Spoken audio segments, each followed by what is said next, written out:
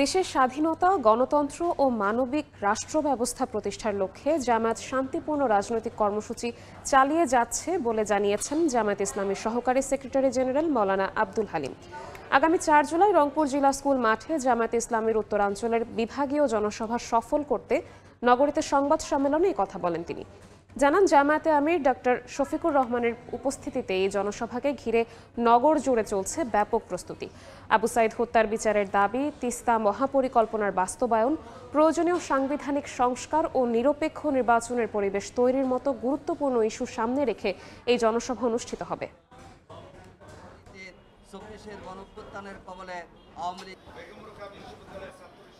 আগামী ৪ জুলাই রংপুর জেলা স্কুল মাঠে রংপুর মহানগরীয় জেলার আয়োজনে বিশাল জনসভা অনুষ্ঠিত হতে যাচ্ছে।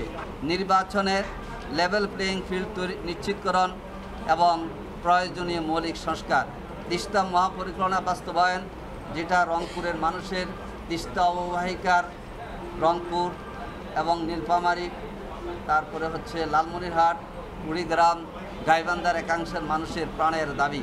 মূলত সব মিলিয়ে আমরা মানবিক বাংলাদেশ চাই।